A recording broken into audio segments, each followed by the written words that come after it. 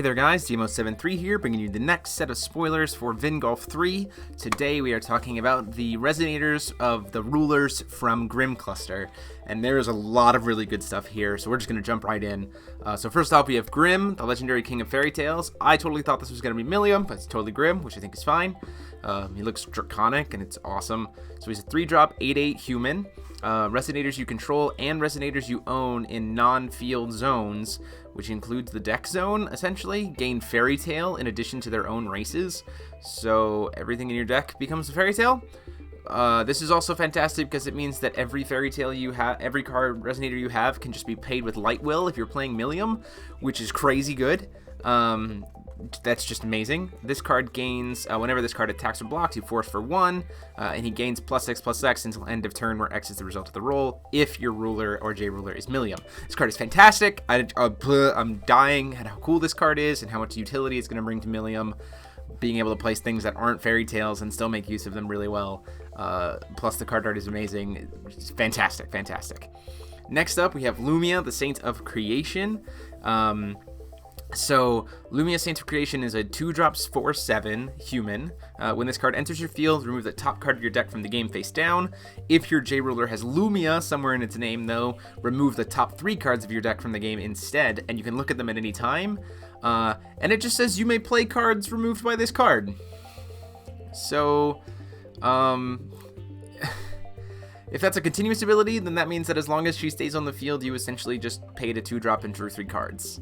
And her 700 defense is pretty awesome. So that is fantastic. And you can play her in Lumia, the new Lumia ruler too. So, or old Lumia if you want to get crazy with Wanderer format. So fantastic.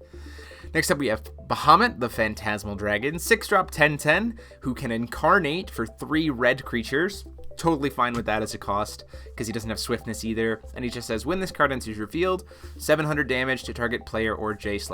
I think that's perfectly balanced. He's got good stats. You can bring him out a little bit faster and burn something with the incarnate, kind of paying that cost, and he's only a 10/10, so I'm fine with this card, and the card artwork is pretty cool. So considering how broken Bahamut was before, this is definitely much better.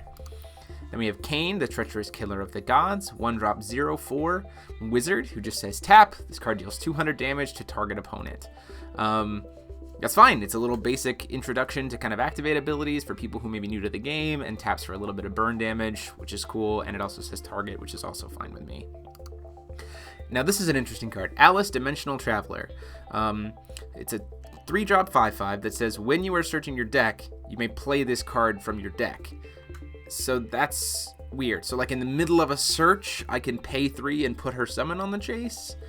I guess I have to see how that works. But then if she would be put into a graveyard from your field, she just goes to the bottom of your deck instead. So that's pretty cool, because this is this kind of recurrence, constant recurrence, which is also pretty interesting for being a new card that prevents deck outs. So pretty awesome. Then we have Little Red, Fairy Tale of Air, 1-drop 3/3. She gains swiftness if you control a non-special wind magic stone, which is fine. So 1-drop 3/3 swiftness. And she gains +1/+1 for each wind magic stone you control. So those can be specials, but if you control a non-special, then she gets swiftness. I think that's really cool. It goes with the theme of what we've been seeing of Red Riding Hood, with having more stones, giving her more power, and the fact that you need a basic to give her that swiftness, I think is pretty cool. Scheherazade, the Prophecy, 4-drop 9/9. When this card enters your field, put target resonator on top of its owner's deck. So you time walk your opponent for a turn for 4, and she's got a 9/9 stats, which I think is really, really cool. So being able to just put that card straight to the top of the deck, so they have to draw that card and it limits their options, I think is totally awesome and fits with Scheherazade really well.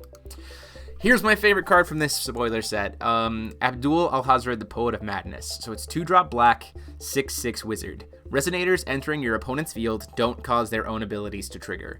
So anybody who's got a when this card enters the field effect when Abdul's on the board doesn't trigger, but only for your opponent. This is very similar to what he did as a ruler, but in the age of automatic abilities and not having enter effects anymore, and having these when this card enters effects, we needed something like this. I think this is fantastic as a sideboard card for decks. I think this is going to drastically change the meta as a sideboard card as soon as it comes out. I'm really looking forward to it. Things like Hook don't trigger, things like Celestial Wing Seraph don't trigger. Enter effects are really powerful right now, and Abdul will just say no, and he's got really good stats to be able to back himself up.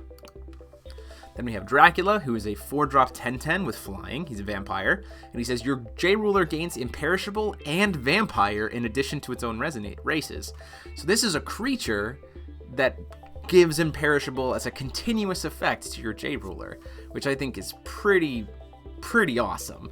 And the fact that he gains vampire too, so if you have any things that kind of change up vampires like Blood of the Mikage or stuff like that, I think that's pretty cool too. Or power absorption is also pretty cool. And then lastly, we have Snow White the Avenger, our first dual card for this one. So she is a 3-drop, 1 red, 1 white, 1 colorless, 8/8 with precision. She's a fairy tale. She has first strike if your life is 3,000 or less. She has swiftness if your life is 2,000 or less. And she becomes a 12/12 if your life is 1,000 or less. So the weaker you become, the stronger you get, which makes sense with Snow White the Avenger. But considering 1,000 less life, 3-drop, 12/12 with swiftness, first strike, and target attack precision, that can be really devastating. So I think that, again, this is a card that I'm really hyped about. Seems really balanced, and the fact that you have to kind of take a risk to make her even better. But I'm really excited to see what happens here. All in all, these cards were fantastic. I'm super excited to crack open Vingolf 3. The artwork is great. It's great to see these new cards come back, and they all seem really balanced. But let me know what you guys think, which one of these is your favorite. Looking forward to doing more spoiler videos for you guys for this set as we go forward. Go ahead and like, comment, and subscribe. Share out the video to your friends and support the channel. And until next time, this is DMO73 signing off.